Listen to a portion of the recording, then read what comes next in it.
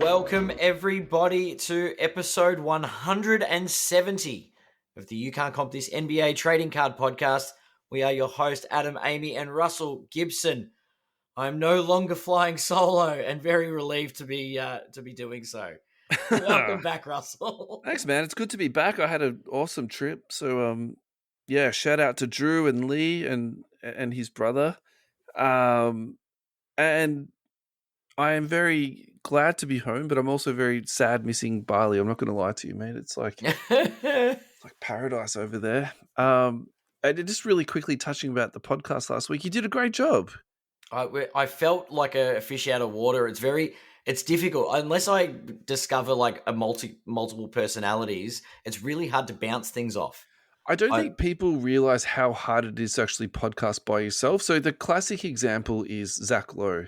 At the start of every podcast, he does like a single dialogue conversation, and they are actually amazing when you actually sit down and listen to them. And the other guy is Ryan Rosillo. He can just talk to himself for 2 hours straight. He doesn't care. He's just like, keeps going. Yeah. I don't really want to podcast with someone else. It just seems like he just does his thing. But yeah, no, I think people probably, it's one of those things you don't realize how difficult it is until you give it a go. Because this is a couple of years ago now. You missed, I can't remember what happened. You were on holidays or something like that. I did it myself.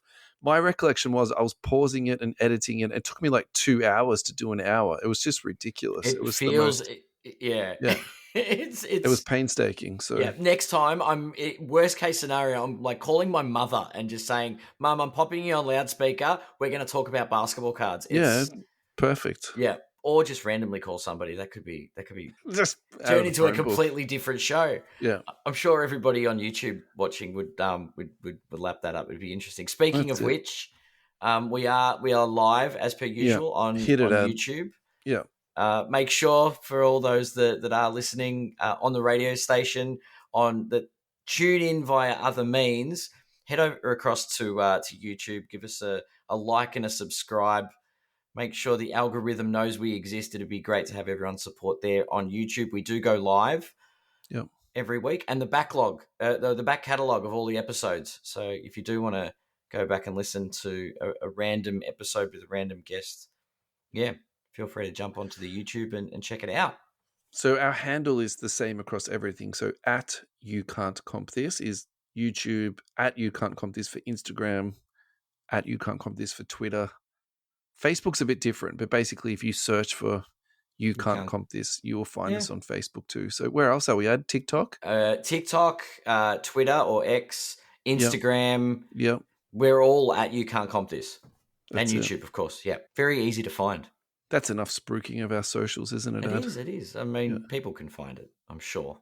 All right. There's been a lot going on in the NBA, but I think the most important story for me this week was the Brandon Ingram Anthony Simons story. So let's just get straight to it. This is, in my mind, the most important story. The most delicious story that happened in NBA, fair. in NBA law this week. So basically it was the Portland Trailblazers versus the New Orleans Pelicans. It was in Portland. Yeah. It was going down to the final 5 seconds of the game. The Pelicans had the ball. Somehow Simons got switched on to Ingram. Ingram backs him down and just knocks down this nice little jump shot, almost in the paint, just maybe one step out of it.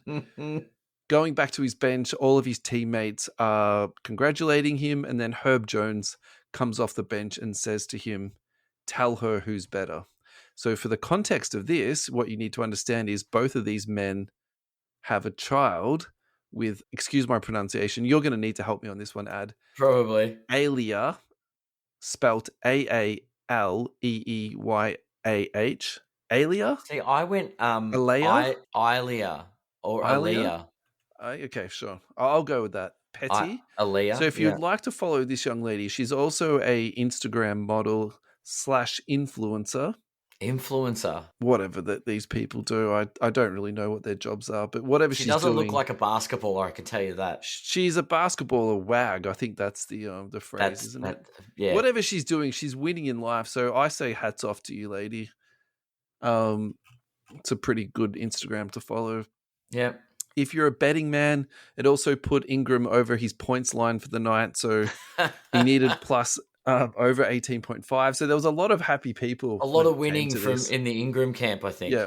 Yes. And look, I think, in true you can't comp this law, what we should do now is talk about some card value. So Brandon Ingram, silver PSA 10, population 203.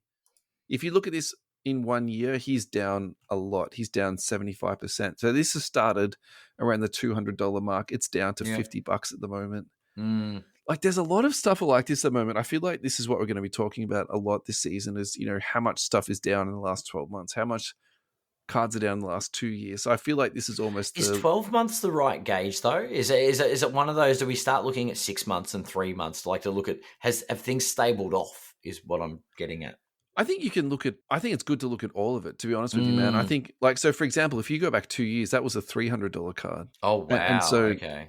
And 2023 is technically post-COVID. If I'm it is. Well, 2021, 22 is where things were. So in COVID, it was nearly 2,500. Yeah. Wow. Yeah. So actually, look, the pop on that's not outrageous. And then if we compare that to Simon's, I'm pretty sure Simon's is going to have a high pop on his. Yeah.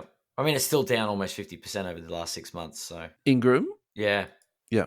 Yeah. So just so I don't get confused, we're moving on to Simon's now. So the population on this is a lot bigger. It's 1,429. Yeah. All-time high on that was 323. So obviously he didn't have like the massive spike that he had. Well, he's post the COVID. He didn't get the COVID crazy spike, did he? Yeah, I mean, when Ingram came out, he went to the Lakers. He was a top draft pick. Where Simons was more sort of, coming off the bench for the Blazers. He was more of a project type thing. So it's not a true.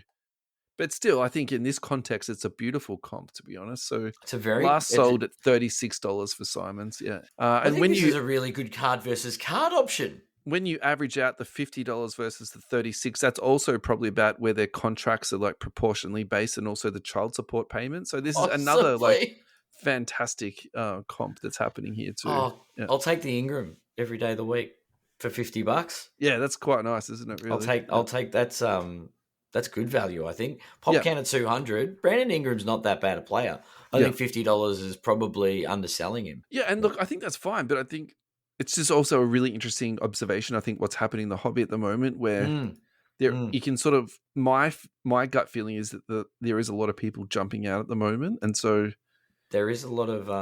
I actually wonder if kind of the smart people at the moment are snapping up just like very sort of heady purchases. For sure. Yeah, that's right. Yep. All righty, that's enough. I've had my fun. Let's move on to the next thing, which is also very serious. Okay, this is a very serious podcast. We need to talk about. There's no need to make any funny faces about it. No jokes. But we did have the Dwayne Wade reveal of his statue at the Miami Heat arena.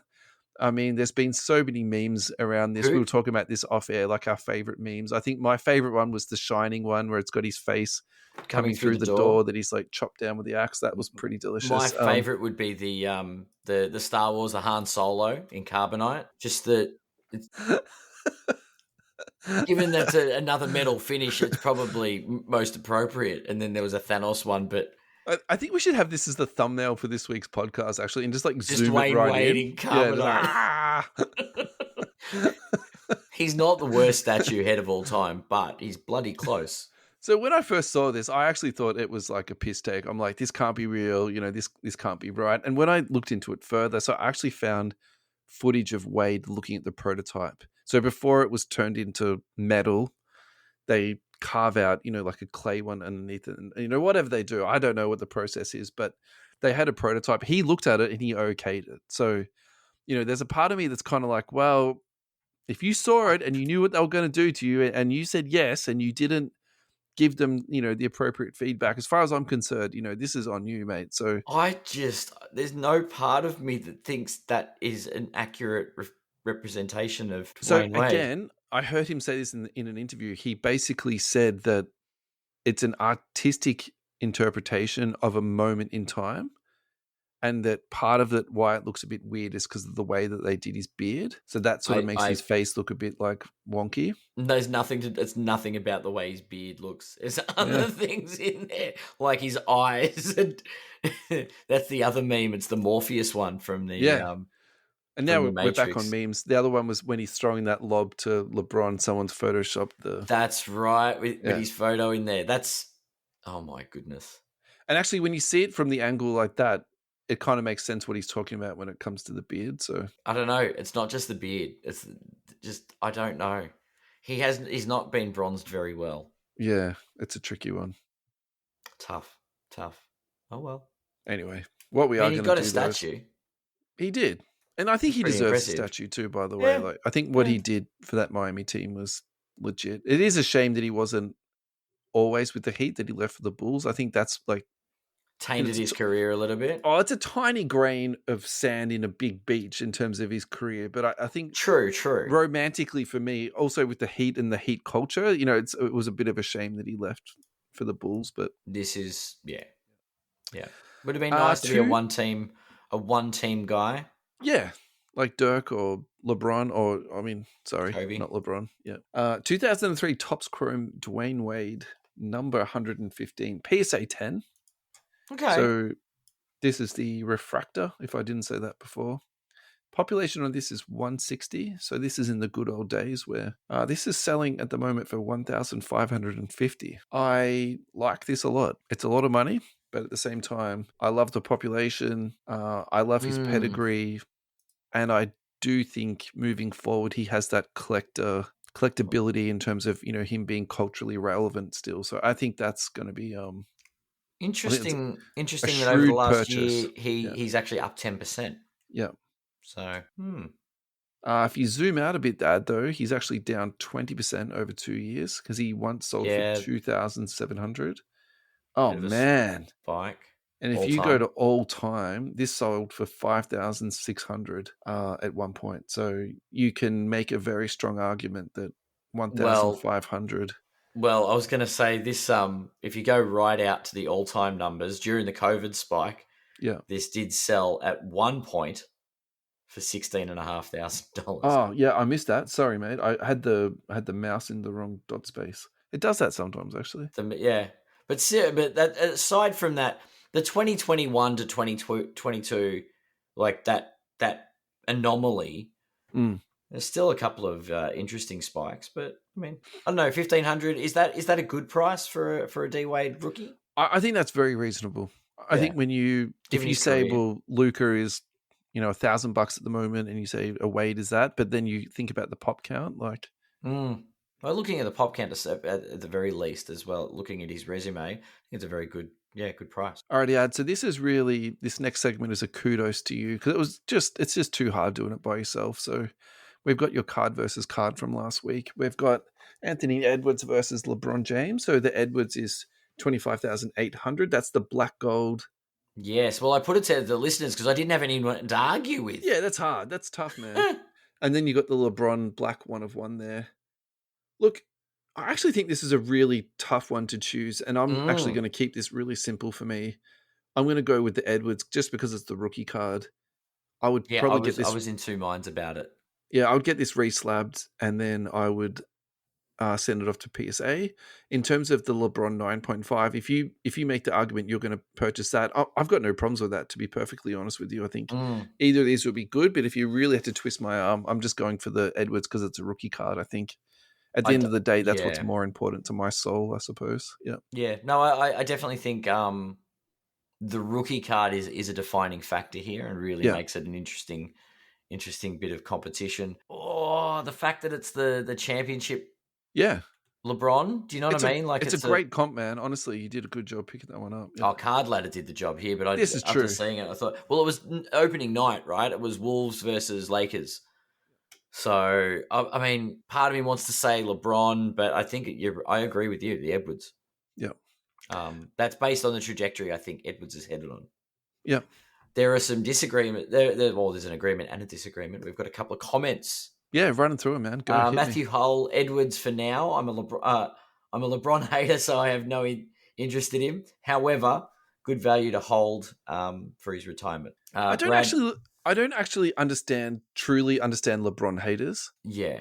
Like I get it. Like, he's a bit of, he definitely appreciates himself a lot. I get that. But at the same time, he's not a bad guy. He's not a P. Diddy, it's like. Yeah, true. But look at his body of work, I think. And the contributions to the community. What he's done for the game, what he's done for he's And He's then we've leaving got this world in a better place. Let's just put it that way. Brad Van Delft, LBJ. LBJ once he retires, that gets to a value Ant won't be able to match. It's a one of one LeBron. You think about imagine a one of one Kobe, a one of one MJ. Like, yeah, it probably is going to go up quite a ways post retirement. All right, this next one is also really good. So this is the black true one of one Jalen Brunson autograph. They've just put this in authentic, so it's in a slab. Who knows what the grade is? You would assume that it's not well graded, so let's call it a 6, just for argument's sake, versus the Jason Tatum mosaic gold. So that'll be numbered to 10, gem mint 10, auto 10, so it doesn't get any better than that. Look, this one for me is actually, again, really tough because I think having a one-on-one of Jalen Brunson is a really good idea. But I think if you sort of zoom out in terms of who's going to be more important in 10 years, I think Jason Tatum is going to be more important. I also really love Mosaic, so I have an incredibly soft spot for that. In addition to the 10-10, I'm going to go with the Tatum here just for that. And I am going to be talking more about Tatum in my top 10 tonight. So, please. I'm not going to say Brunson. I definitely, I think it's Tatum for sure. Oh, really? Yeah, I think it's. I don't think it's that clear cut though, man. I think a one of one of Brunson is like damn good. You know? Is the I don't know. I just think it's I think it's Tatum. That's fine. Yeah. Yeah. I mean, the Brunson's a rookie. Is it a rookie? Yeah. They're both. Are they both? Yeah, that's rookie. Yeah, that's his rookie year. Yeah. Yeah.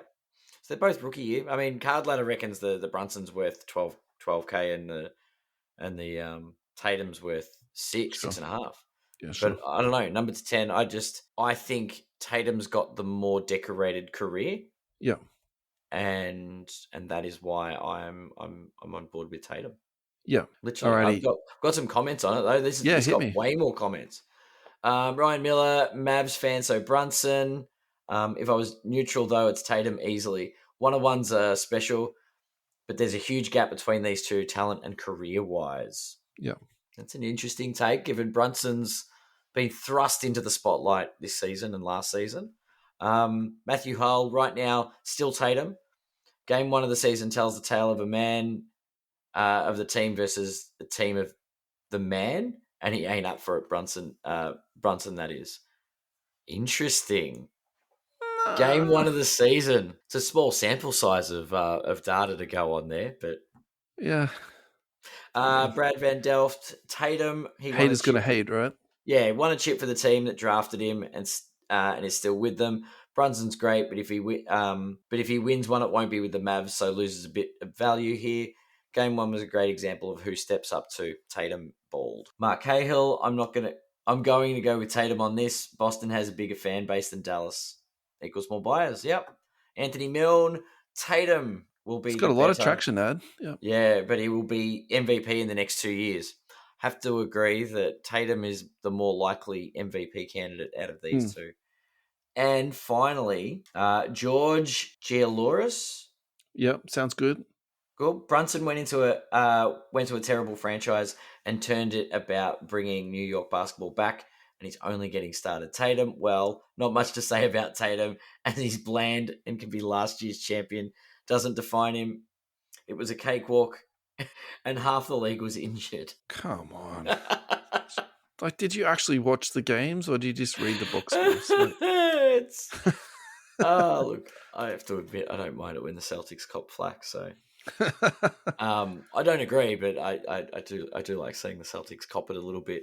I'm on Tatum because no. All right, let's go to our first commercial break, and then we'll come back with my top 10 so far. US Sports Cards Australia, thank you so much for your huge pledge. You're going to be with us, I think, for at least the next 12 months. My maths is not fantastic, but the cash will work out somewhere in that sort of 12-month range. So guys at US Sports Cards Australia, thank you so much for everything you do for us. They run sports breaks, they do pop culture, they do ice hockey, NFL, MLB, NBA. They sell singles. The thing that Ross is really getting to at the moment, though, is his selling of singles. So go to ussportscardsaustralia.com.au, click on the 3 noodles, and then you can go down to the singles category. That will take you to Ross's page, where basically what the service he's providing is a consignment service. So you send all of your cards to Ross, then you can let him take care of all the work. He'll list the cards, he'll sell them, he'll post them out to people, and then just basically put the money back into your account. Now, I was talking to Ross this week on the phone. He's got 5,000 cards uploaded already. He's got another 3,000 cards in preparation to be put up. So he's definitely growing out this little project that he's working on.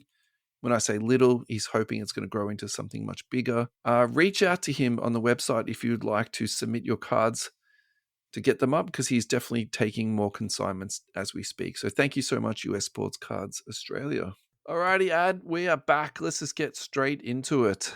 All right, what's next on the... And now, for our next segment, we have the top 10 cards of the week.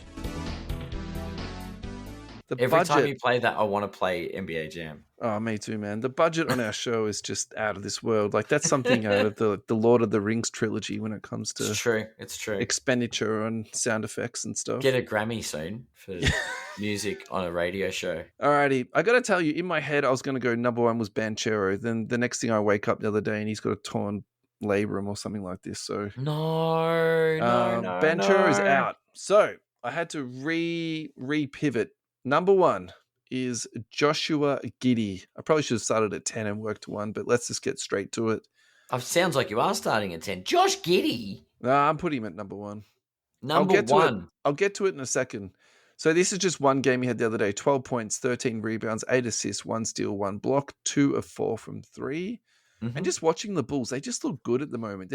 It's so weird. Like, competitive or good?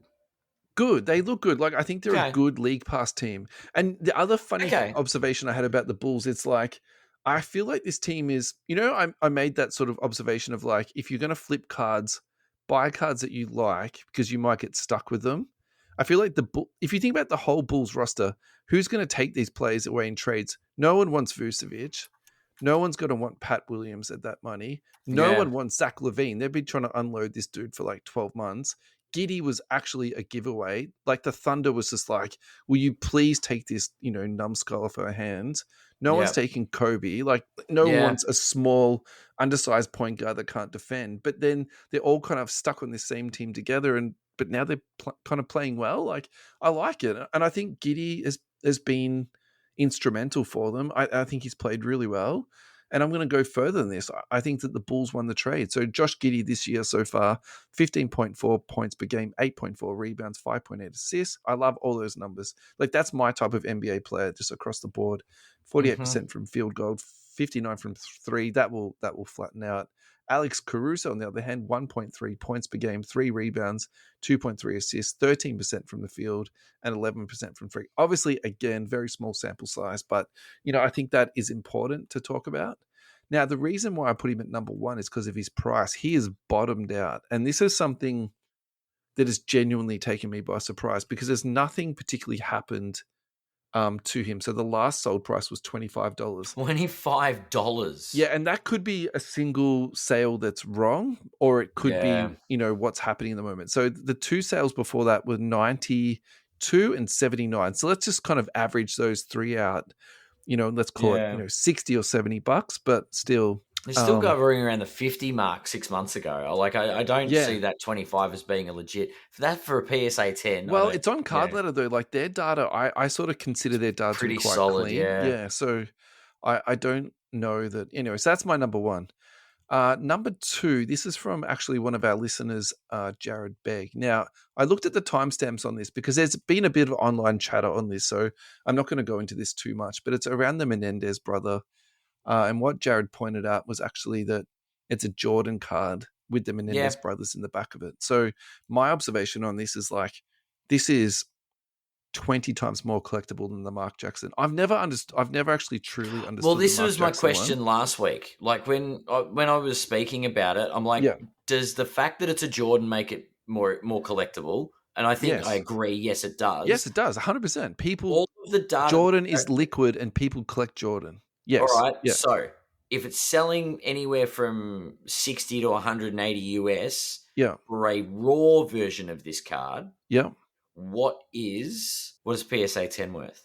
Well, that's right. So that's the other play here, is because looking into this, there's not much data at all, which No. makes me think that this card is only a recent discovery of the Menendez brothers in the Agreed. background.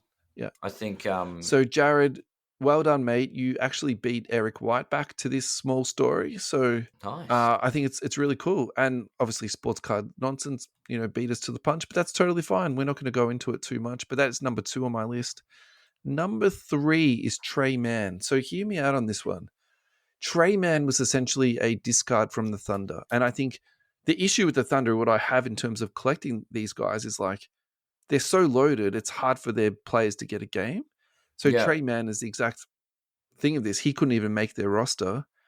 He's scored 55 points coming off the bench so far this season, second in the league to Buddy Hield at number 1 with 57 points. So, That's I think impressive. in terms of, and we talked about this, more than once, opportunity, fit, situation, all that stuff needs to work out for these NBA players. And, I'm just so happy for Trey Mann. My next one at number 4 is Dyson Daniels. Look, I love Dyson Daniels for so many different reasons, but I think my observation, I've probably watched more Hawks this year than I'd probably care to admit. And my observation of the Hawks is that they've basically just given the keys to Trae Young. So if this team succeeds, it's going to be because of Trae Young. If they fail, it's basically going to be because of Trae Young. And I really do think the Dyson Daniels fit is good. Yes, he has had some injury problems already this year, but I think when he was on the court, it looked really, really good. And the fit in my head makes so much sense. Yeah. So just really quickly, he's not on card ladder. So this is just from 130 Point. A silver rookie sold for $7.14. A green variation contenders on card autograph from Optic Contenders, I should say. That's the important point there, for 26 USD. And then there's the Photon Prism, which comes out of Optic with a really weird looking head proportion on that, but that's actually not how the card looks. It's $4 on that one there. So I think all of those are just really good buys. I've got no problems with those at all. And I think Dyson Daniels coming into the league was a project, and we all knew that. So I think this is his part of his normal sort of trajectory. So this is like right on point for him. Number 5, I've got Jason Tatum, and I deliberately put him at 5. And this is my reason for this. We talk a lot about on and off the show about future value or undervalued. I think what we should do is from now on use Jason Tatum as a measuring stick for the league, because his price is very reasonable. I don't think it's too high. I don't think it's too low. $760 was his last sold. In terms of population, yes, it is high. It's at 900, but it's also not Wemby high, or it's not Luka high. Yeah, you're right. And so then you think about his pedigree and his resume. Well, then he's got 1 championship. He was the MVP last year. I don't care what anyone says about this. I'm going to die on a hill about this. He was more valuable than Jaylen Brown. I don't care. You mean the Finals MVP? Yeah, definitely. Yeah, for Finals sure. MVP, like that should have been Tatum's. It was just stupid. And the award is stupid in itself. Like Iguodala won it over Steph Curry. Like, again, don't at me about this. Like, it's nonsense, LeBron should have won it that year. Anyway. Sure. Anyone but Iguodala. I don't care. Draymond, right? Don't fuss me. Yeah. Anyway, back to Tatum. I really think that this guy is appropriately priced. And I think that's also why I put him in the middle of my, my top 10. So I think what we should do, I think moving forward in the episodes, we just keep going back to Tatum. Well, it's interesting. Tatum? It's interesting you mentioned, Tatum? It's interesting you mentioned Tatum, because I've got the card ladder info up on the screen at the moment. Yeah. And everyone can see the 12-month thing. There's a lot of movement, but it sits between 700 and 900. Like, this guy is clockwork. It's very consistent, isn't it? Up and down, yeah. Like, it's not consistently inconsistent, but it's consistently in that spot. But he's also down 10% in the last 12 months. Like, for me, I find the logic on this card quite hard to sort of get my head around. It's like, So, but that's 760. The last, what it's down from is 850. You know what I mean? Like, it's sitting in a spot. It's in a zone. And look, I think Tatum's good value at the moment. Yeah, and appropriately priced too. I think now pricing, not future priced. This is great. I think Tatum is at Tatum's current value. You're right.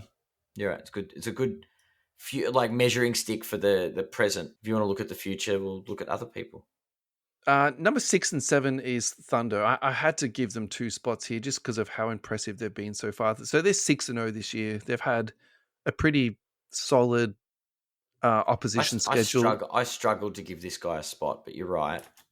I just think the Thunder have been so good, man. And I think Chet is better than last year. He and is. I think He's started earlier. It's still, we're going to touch on this a little bit later, but I think I can mention this now. I think the rookie class is so bad this year that we actually have to go back and look at previous drafts and sort of like see where the value is. So I think sort of keep that in mind for 2 seconds. So Chet this year versus Wemby, this is a really cool graph. This came from Clutch Points. 22 points for Chet, 16 for Wemby, 11 rebounds apiece there, 2 assists each there, 3.5 blocks for Chet, 2.8 for Wemby, 1.5 steals. I don't think that's right for Wemby. He's actually getting 1 steal a game. Yeah. 58% from the floor for Chet, 40% for Wemby, 33% for Chet from 3, 19% for Wemby, and then 69 from the free throw line versus 90 for Wemby. So there's that's kind of a cool, again, small sample size, but still a really cool comparison there. Early in the season, I guess. Yeah. Yeah. Chet on card letter, though, is not low. He's actually a lot higher than probably what you would expect. Last sold for 360, population count a little bit less than Tatum. It's at 587. Not a lot, but he's up Yeah. over the last 12 months, yeah. We have to give SGA some flowers here, of course, so let's just really quickly talk about SGA. 672, so again, less than Tatum. 610 is his sold price, so again, less than Tatum. I think it's such a good measuring stick ad. You're right. You're very right, though. He's up, but that's 600 part. I think we've talked about where SGA should be, and I think 600 was where I was sitting on it. He deserves to be up, but I sort of feel like this is too high for him, considering he hasn't won a championship. He hasn't done all these other things that Tatum's done. Does that mean Lucas should be a $600 card? No, Lucas got a lot more like pedigree than, like, frankly, both of those guys. Pedigree. Yeah. How many championships? How many MVPs? Oh man, he's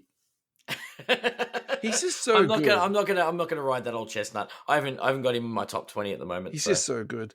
Look, this next one's a stretch at 8. I've got Darius Garland, but the Cavs are 7-0, and I haven't watched a lot of Cavs this year. I've mostly been I've been watching just highlights basically of them, but they look good.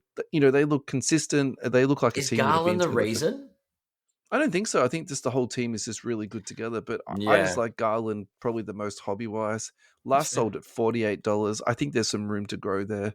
Population on this is high. It's double Tatum, double and a bit, 1,618. Mm-hmm. In the last 12 months, he's down 26%. So that's that. Alrighty. What I did for my last 2 picks, I actually looked at the fantasy stats for the year. So if I actually like to use that as sort of a measuring stick. I went with Anthony Davis. He was number 3 overall at the moment. So his numbers this year are just absolutely fantastic. 31 points a game, nearly 3 assists, 57% from the field. And I think his rebound numbers are like 12 a game. Yeah, so he's up to 12 a game this year. Yeah. That's insane. That is just, they're the numbers they've needed for him the last 2 years. He needs to pull his finger out and basically play better. Is this MVP level Anthony Davis? Is this if he keeps playing like that, he should be in the MVP conversation. I've got no problems with that. Yeah. Now, this gets really interesting. This is a really good one. Pop on this is 33, so a lot less than our friend Jason Tatum, but the price here is double that, 1,400. Look, I don't have a problem with this just for the fact, again, because of his pedigree. He was the number 1 pick. He's been in Team USA. He's got a championship. He's ticked a lot of boxes already. Interesting. Look, he's down 10% over the last year. It's either up or down 10%. That's where it seems to be everywhere. I think most things are going to be down, man. I think we need to start, actually thinking about how close are we to the bottom now. I think that's a bigger conversation. There's a stabilized element to it. It hasn't tanked. It hasn't dropped 90%. 10% is a decline. Yeah. Yeah. My last one I tossed up between Cade Cunningham and LaMelo. I went with LaMelo just because they've had a tiny bit more success than the Pistons have had, but the Pistons are going to be a hot mess this year, so we kind of know where they're at. 355 this last sold for, population of that 405. Sorry, mate, I cut you off. As LaMelo, is this a hot start to the season? Is this something... everything I've seen highlights-wise of LaMelo Ball has been exciting. I mean, we're picking at straws here. Like the Hornets are 2-4 and the Pistons are 1-5. Like, like whatever. Yeah, We're good only play a talking bad about one team. game. Sure. Yeah, but I don't know. I thought LaMelo has looked pretty good so far, I and thought LaMelo's start was very yeah, and look, noticeable. Cade's game has improved too. So I can't. This is again. I'm really picking at More straws here rubbish at number Cade, 10, yeah. but yeah, I just went with this. I thought it was a good one. So that's my top 10. I hope you enjoyed it. Thanks for entertaining me, Ad, and letting me get through that. Always. And then let's go to a break and we'll come back and we're going to do your takeaways from the year so far, which I'm really looking forward to hearing, Should be some particularly fun. after your episode last week, mate. It was great. Fast Break Trading Cards. Thank you so much for your support. Fastbreaktradingcards.com is where you'll find the lads. They have got everything. Sports trading card, basketball, football, baseball, soccer, UFC, and wrestling. Fanatics Authentic. They are a true Fanatics Authentic supplier and reseller. Entertainment, TCG, Disney Lorcana, Pokemon, One Piece, Star Wars, supplies, and that's what we're going to focus on this week. Check out their prices on supplies. Ultra Pro top loaders, packet of 25, $7. One touch is 35 points, $4.50. A 130 point Ultra Pro one touch, $6.50, and their penny sleeves are $2 for the Ultra Pro one. So you have to keep in mind here, Ultra Pro is the premium brand. Pricing on that is very, very competitive. If you would like to buy some Fanatics memorabilia, use the promo code YCCT10 for 10% off any of your Fanatics authentic memorabilia. And thank you, Fast Break Trading Cards, for your ongoing love and support. Adam, we are back. We are I'm back. turning the keys over to you. Hit me, my friend. Time for some takeaways. Let's Look, go. I briefly touched on it last week. I've had some time. Yeah. I've really look. I've got Jason Tatum as my number one. This man seems hungry. Yeah. He is ready for a big season. Yeah. It looks like the Celtics are going to have started where they left off last year, and they look scary. Like Yeah. it was a They're 1 point loss they're a that they've well-oiled had. machine. They've got a lot of continuity. They're going to be hungry again. They've got Jason all the Tatum's got a chip on ammunition. his shoulder. Yeah, they've got all the ammunition they need to come back and be competitive this year. Yeah. So yeah. Now these are my top 5 players. Sure. Noticing from the start of the season. So is this like your MVP ranking type thing? Probably is it, MVP, yeah, sure. like the MVP picture. Yeah. Number 2, I've got Anthony Davis. I think Cool. he has started the year on fire. Yeah. Number 3, and I'm sad to hear that he's injured, but I had Paolo, I had Banchero. Yeah. It was if Orlando were to make big inroads this season, he's the one that's got to do it. He's got to take a step up and score. And that 50 piece was just like that. Oh my God, he can do it. Yeah. So he's hoping he's not too badly injured. Can I just wedge in on that here? So Yeah, actually, for sure. I did a little bit of research on this myself. So basically, he has got a torn right oblique. Now, the problem with this injury, I was reading up about it, is it's basically one of those things of like either it heals or it doesn't heal, and then you don't know what the timeline is, what it's going to be for. So it's one of those injuries of where there's often not a timeline that's set. I'm saying this in a very roundabout way. Basically, he's going to be reevaluated in November, but they're saying that Christmas, maybe he'll be back. It just depends on how he responds to treatment. So, I think people were putting money into this guy, and I think for all the right reasons. I think everything for this guy was trending the right reasons. You spoke about it, the 50-point game that he had. Yeah, and it's that sort of, is it that year 3 sometime, like it's that's right. Yeah, it's that point. This is the year that it's supposed to happen. So I think there's going to be some very nervous flippers though at the moment. I think that's what I wanted to sort of add to this too, man. I think yeah, or rollers. There's some very nervous rollers at the moment. Rockers and rollers. Yeah. God. All right. So who was next on my lovely? Oh yeah, SGA. Thunder are obviously undefeated, and SGA is at the head of that. And now I'm going to use a name that I haven't said in a very, very, very long time. Don't get your hopes up, Dallas fans, because it's not to do with you guys. Ja Morant is back at the helm in Memphis. They haven't started with a flawless record, but there are some very exciting signs from the Grizzlies this season. And I think Ja Morant is definitely a factor here. And he looks good. In my eyes, he looks good. And I think all those people holding Ja rookie cards Yeah.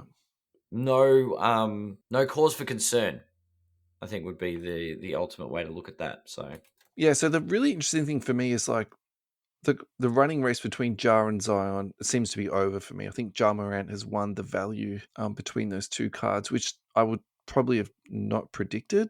I didn't think that's how it was going to play out, but here we are. yeah, In terms of pricing on this, so it's currently selling at 437. So let's call it 40% cheaper than what a Tatum is. Population yes, on that though is 1,700. So there's 1,000 extra of these compared to a jars. Tatum. Yeah. Yep, yep. But it's actually held. That's I have to admit. Over the last 12 months, Yeah. it is only down 2%. Which, if you're holding him, is very reassuring, isn't it? I Given mean, everything depending he's where you gone through, jumped on the yeah. train, but yeah. I mean, Joe, if you jumped in 2 years ago, you've done your toe, really, haven't you? So if you But go back 2 years, you're down 63%. Yeah. yep, yep. So look, the last 12 months, so if you bought in this year, probably looking very it's looking rather positive on a Ja Morant rookie. So that was my top 5 player wise, impact wise on the league. I've got a top 5 hobby watch. Yeah. Hit me. And just I mean there's a bit of double up with what you've said. My number 1 hobby watch was LaMelo Ball. Very strong start to the season, as we've just discussed. And Cade Cunningham was the other, because it was interesting that you were actually torn on whether to select Cade or LaMelo. We might look him up and see. Is he on card ladder? He Yeah, is definitely. indeed. Yeah, they both are. Yep. Cade Cunningham, silver, not raw. We want a PSA 10. Last sold 263. Really? Yeah. So So I would say that's really down. down 20% over the last 12 months. Yeah. A lot of injuries, so a lot of concerns, I guess. It did start off a lot higher. So over the last couple of years, you're down 70%. Ugh. But over the last year, you've only lost 20. My only concern with players like both of these, LaMelo and Cade, great player, ordinary team. How long does that need keep happening before there's problems? Like hobby value wise. Yeah, You I know, if get he's a why Cade is lifelong down. Charlotte Hornet, is LaMelo Ball going to be worth anything? Yeah, like I get why Cade is down. Like, don't get me wrong. But I'd also say too that he looks really good this year, and he's definitely come back better. So for me, it's more just like a matter Yeah. of time until either that team gets better or he goes to a better team. Like I'm actually not that stressed about it. So Yeah. for me, I'm more like, okay, so it's going down. How much more is it going to go down? And Yep. then how much better of a purchase has this become? Because I also think too his game is Luca light in that I think he's It going can to last. translate to He's going to last in the league for a long time. He's not so much okay. dependent on his athleticism. Like he's very much a skilled, Skilled cerebral type player. very much so. Whereas that's what I probably fear if we're doing like a direct comp with Jar. It's like, Oh, Jar's terrible because he's such physical and yeah, like I get it. Like I get why people literally love him. throws Like don't get himself. me Yeah. wrong, but yeah, man, he's risky. Like it's just you're just Yeah. waiting for him to break an ankle. Honestly, yeah. That is yeah, no, that's a really good point. Um Do your next one, man, because my I'm next keen to one, talk about this one. Yeah, number 3, I've got a couple of role players from the Golden State Warriors. I've got Kuminga and Buddy Hield. yeah.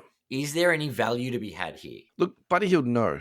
But Kuminga, I Okay. think, is very intriguing. And also intriguing because there's some sort of scuttlebutt he's going to ask for a trade. He didn't get the contract extension. He's now coming off the bench. The Warriors are actually playing really well this year. So that also leads me to kind of think, is Kerr going to be not that keen to sort of, put him back into the lineup? Yeah. And actually, this year is kind of going to be a juicy year for trades, I think. Like, the You Jimmy think stuff's going Butler. to happen? Yeah, I think this year's going to be a banger, man, because the Jimmy Butler rumors has already happened. Like the Bucks are off to a really bad start, and they spent a mozza on that team. They're paying like 4 coaches contracts at the same time already. Okay, I'm exaggerating, but like it's also true. Yeah. And I kind of reckon Giannis is going to kick off. Like the other thing about Giannis too, now like we've segued onto this, he's a coach killer, man. Oh, he is. There's no doubt. Like Yeah. it's That blood is on his like little hands, Oh. honestly. Yeah. Yeah, it's true. It's true. All right. Yeah, I don't know. Sorry, I man. think I don't know. I think Kuminga. It's interesting to see recent performances with Curry injured. Buddy seems to. I don't know. I think Buddy here will go through a bad shoot. He's a career 40% shooter, but I don't know. He has good and bad nights. He's a roller I coaster. just think hobby-wise, Buddy, for me, is like not even on the radar. Whereas Kaminga, I'm more like, wait for him to bottom out and then pick him up on the cheap. I think that's how I'd approach Really? that.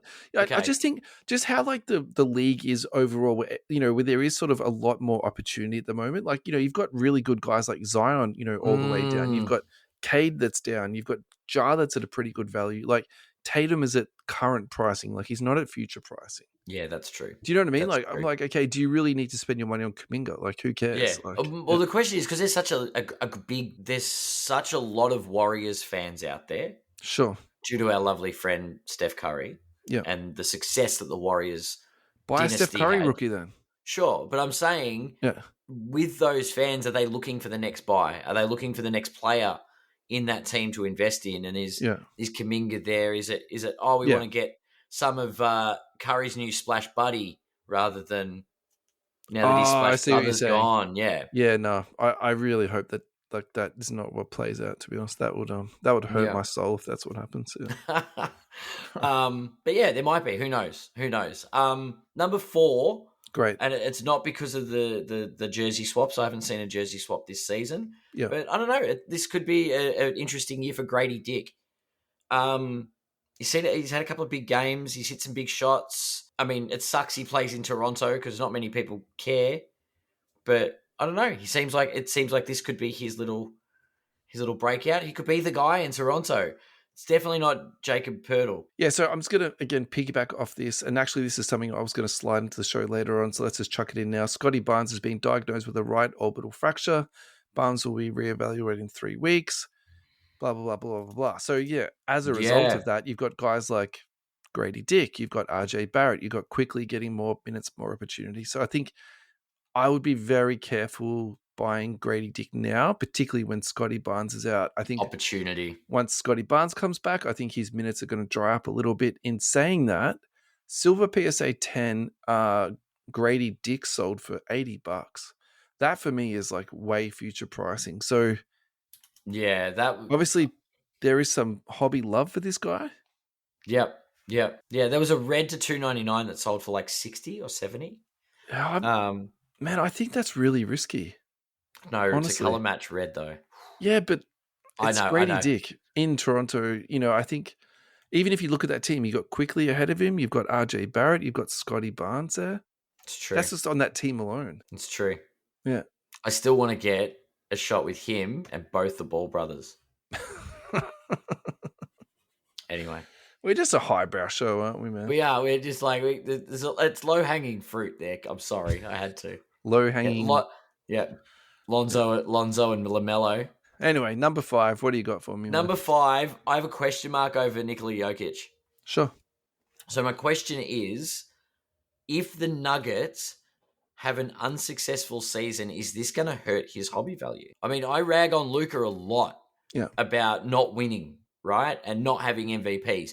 Granted, our lovely friend Nikola Jokic has a couple of, has a championship and a few MVPs, right?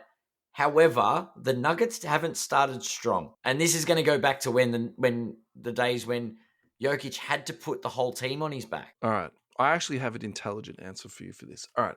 So what they've done in the last 12 months is they've changed the rules more in favor of less fouls in an attempt to have the game more free-flowing, in more of a hybrid of FIBA and NBA. So it's not FIBA, you can smash someone, but it's also not the touch fouls that was creating the really high scores last year.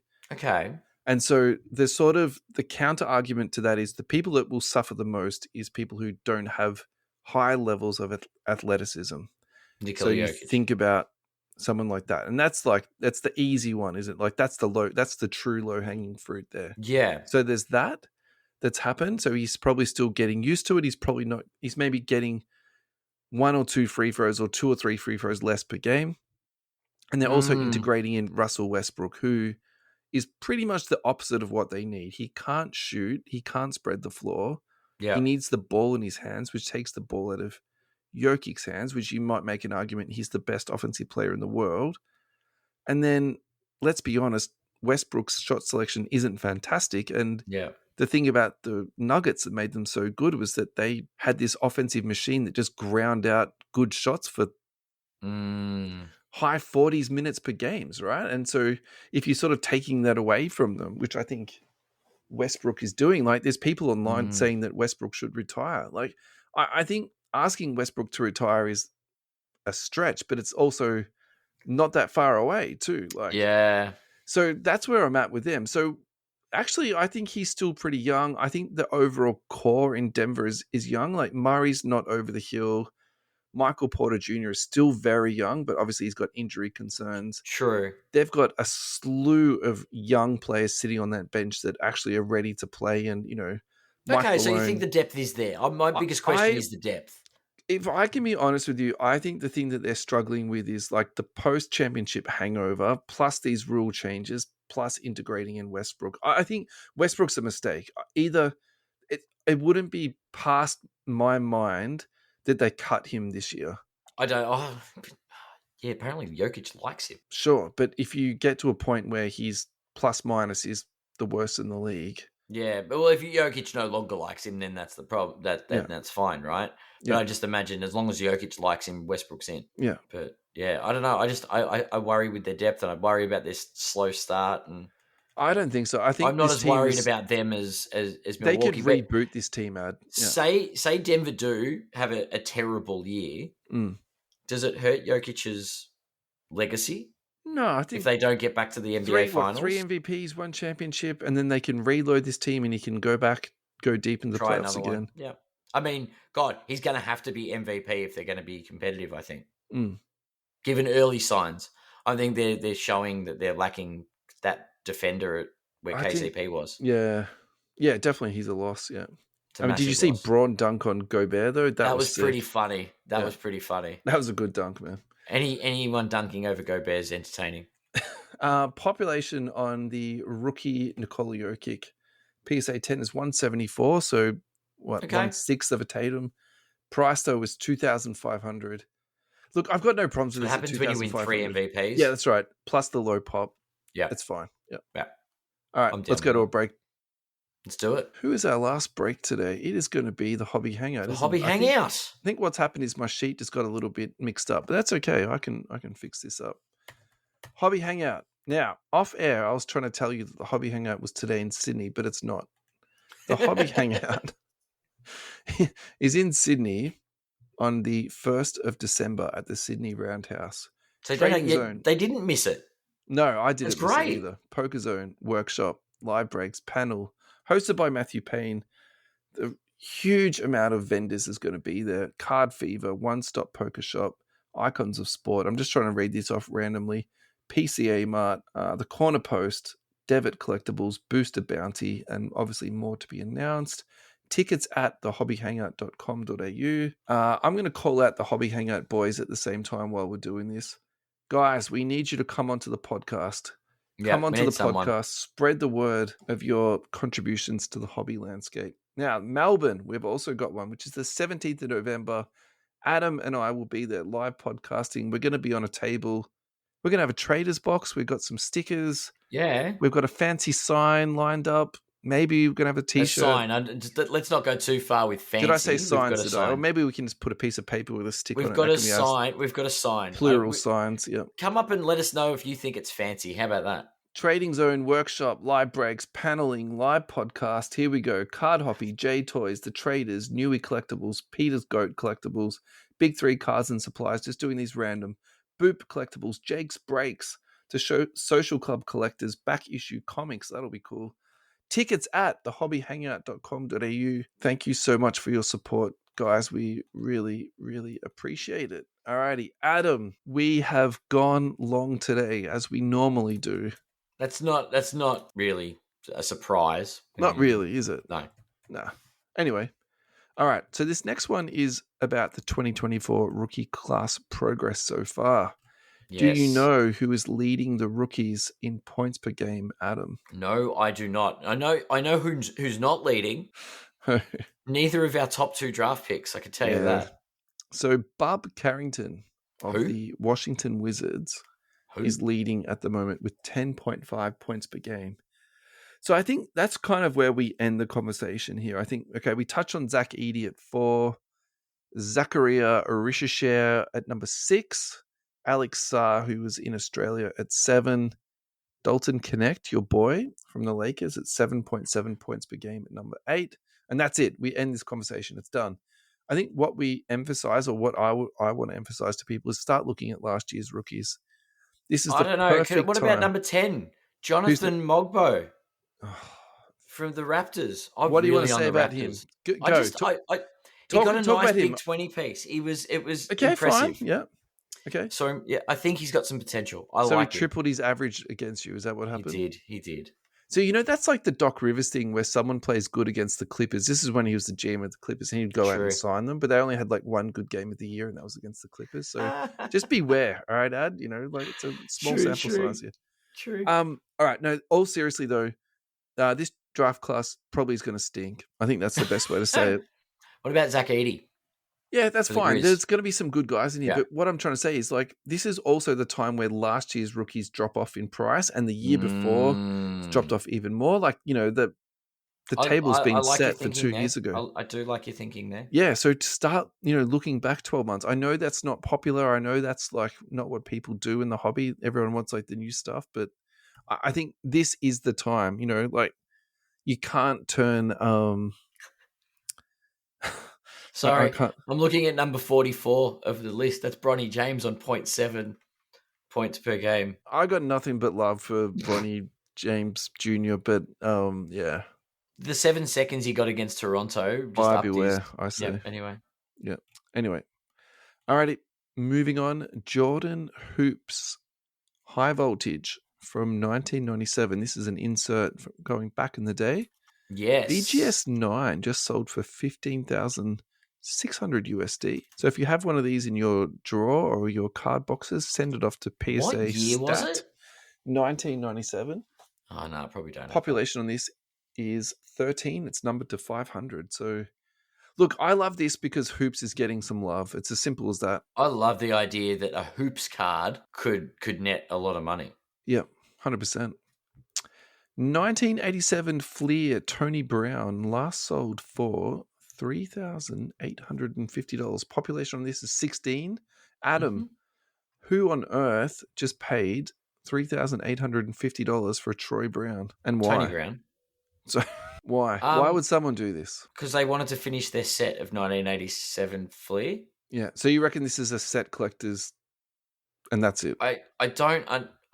They're trying to finish their complete set of 1987 Fleer, and they in PSA 10, and this was it. I just feel like some people have more money than me because I'm like, that is more dollars than cents. That is a Nikola Jokic rookie plus a Tatum plus change. Yeah.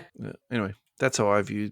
Someone in the comments wrote, "Set collecting is very much alive." Yeah. Jordan Poole check-in. Last sold for $55. Jordan Poole? Yeah. No. Remembering that it sold for $1,000 not that long ago. So really? Horror story. I can't Halloween believe it sold story, for $50. I should say. Yeah. Someone's trying to pump up the value. It's not true. Yeah, anyway. All right. So we haven't spoken about Mercury on this show pretty much at all. I feel like I've been staying away from this because I sort of wanted to let the dust settle. I wanted the influencers to do their thing. Yeah. If you don't know what Mercury is, it's a product from Topps. It's a high-end product that you would compare to, say, Flawless. And they were selling it at that Flawless price. So basically, it was selling for that sort of... Yep. I think it was originally selling for around 5, and then, it was resold for that sort of 6 to 7 sort of mark. But looking at comps on eBay today, it was selling for $9,300 and $8,900. So it's reselling very, very, very strong. I think the criticism around it is obviously around the non-authentic product that it is. So it's doesn't have NBA logos on it, doesn't have the NBA uniforms. It's got all that weird photography. It does have game-worn memorabilia in it, which is an interesting little wrinkle. And it also has on-card autographs in it. But I think what's a little bit upside down is the post after-sale pricing of singles. So, for example, this is from Topps Mercury. 23-24, a Wemby numbered 91 out of 99 that sold for 862. That's obviously raw. And then comparing that with a Tops Now card, which is something that they just put up onto their website. That's Yeah. PSA 9 that sold for 2,800. So, like, clearly there's something wrong when your premium product is selling for 3 times less than what a Tops Now card is. Like, that's like, for me, that's absolutely that's out there. Yeah. Obviously, It's that's a social media post that, again, it's a very small sample size. So I went out yeah, and yeah. found a couple of other comps. So we've got 17 out of 50 game used patch and an on card autograph that sold for 3,965. Yeah. Number to 75 sticker auto that sold for $1,000. So, Yeah. I think that's really tough. Like, if you're spending 9,000 US on a box and you're not getting a single Wemby, Mm. Mm.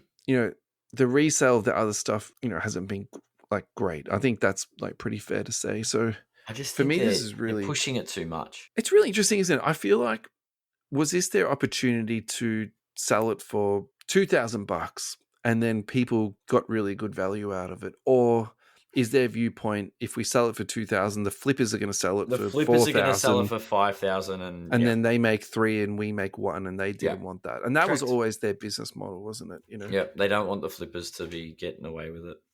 Where are you at with Mercury? Like, do you have any comment? Do you have any observations? Like, I'm trying to set you up here a little bit. It's their first attempt at a product. I get that. High-end product. Yeah. Yeah. Yeah. Look, they need to capitalize as much as they can. I understand what they're doing because it's Wemby, Yeah. right? They may never get another Wemby, so this That's a is that scary thought, product. but okay. Yeah. No, but we might not. It might not be this crazy. Do you know what I mean? Like this guy. Yeah. No, I get what you're saying. I never thought of that. It's scary when you say that. And the idea is, the cards aren't worth anything now.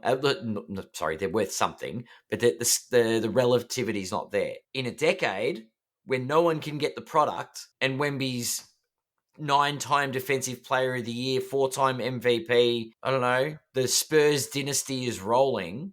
Yeah. Are these boxes worth money? Sealed? Do these cards go for $20,000-$30,000? I really don't know, man. But I think that's the unknown. There is where the value is. I just think traditionally, It's a hell of a gamble, though. non-authentic or unauthentic stuff just hasn't really been that well considered within the hobby. Agreed. And the biggest problem is fanatics don't get it until after Wemby's not a rookie. Mm. Lo and behold, people will be like, "What do you do? What rookie year stuff are people clambering to get in 10 years when Wemby's the new LeBron?" You know what I mean? Like, it's like, this guy's going to break LeBron's records. He's going to do this. He's going to do that. Like, what are you chasing? All right. So my question to you, what are you chasing in Wemby wise that you would be like, I want to sit on this? This is. Yeah. So I think for me, buying the sealed product is very problematic. I think for the price point. Yep. For what you potentially be getting out of it. Sure. So that for me, I'm not going near that. Like, it's just not in my wheelhouse. But all of it's year one rookie level Wemby. And but the autographs are licensed. Singles. So, for example, that patch autograph that I touched on that sold for 3.9. 3.9. Yep. Look, aesthetically, I thought it was okay. Yeah.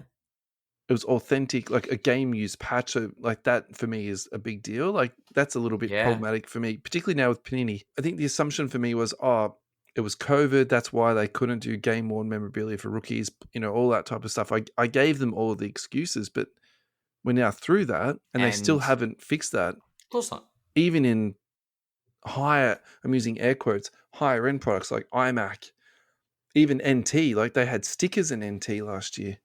Like that kind of leaves a bad taste in your mouth too. Flawless, I think that's atrocious, to be honest. But yeah, Flawless is different. I think they've got that down and that's sorted out. That's not a conversation, but yeah. Where am I going with this? Why isn't iMac up there with Flawless then? I don't know. Obviously, they made a decision that just the money's not there for them. Yeah. Yeah. Whereas with this, I kind of feel a little bit different. I feel like what's appealing to me is obviously the after sale. I think that's really good. But what I'm sort of in my head now is, okay, where does this go in 5 years? So does this initial offering that hasn't been that fantastic, does that affect people's future considerations of the product?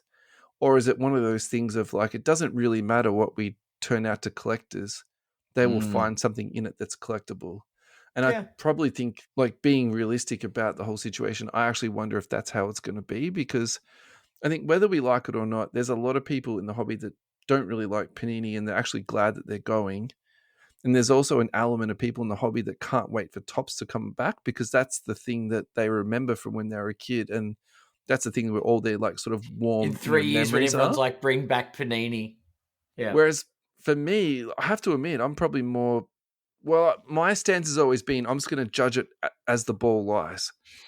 I'll give crap to Panini, but also give them a lot of like kudos too. And Yeah. Yeah. Credit where yeah, Tops credit's have done due. some They've good made stuff. some, Like yeah. the Tops Now Olympics, like that's genius, man. And Panini dropped the ball on that. They should have been doing that for the Hells last 10 yeah. years. Yeah. But this like Mercury, I don't know. I think to be honest, my real problem is the price point. I I feel like really the Mercury think, was a desperate lunge to capitalize on the Wemby market. yeah, Simple but as that. like they've been talking about this whole thing about going direct to consumers, but you can't actually buy it direct. So if you go onto the website and Yeah. try and buy a box, you can't buy a box. You have to go into some like ballot thing. Yeah. And I think that's the part where I also feel a bit frustrated. I feel like Yeah. all the things they Yeah. said Good that point. Panini have done, like, oh, that's dirty business, they're just ripping people off. Well, actually, They've started that they've non just there. taken that leaf right out of Panini's book and like rolled out this like unlicensed product. So that's probably Yeah. like You're where right. I'm the most like, not happy about. And probably that's the best way to Yeah. say it. But look, the product itself, I don't think it's as bad as probably what people are saying, to be perfectly honest with you. Like, particularly the Yeah. on-card auto stuff, I think that looks pretty good. So, all Mm. right, let's end it on a positive note. What positive thing have you got to say before we leave today? What positive thing? Yeah. It's What it, have you it's good. enjoyed about the season so far, or something like that? Yeah. Well, the Lakers are winning. No, the basketball's good. Yeah. It's just nice to have the season back. Yeah. A lot of injured players are coming back healthy, Yeah.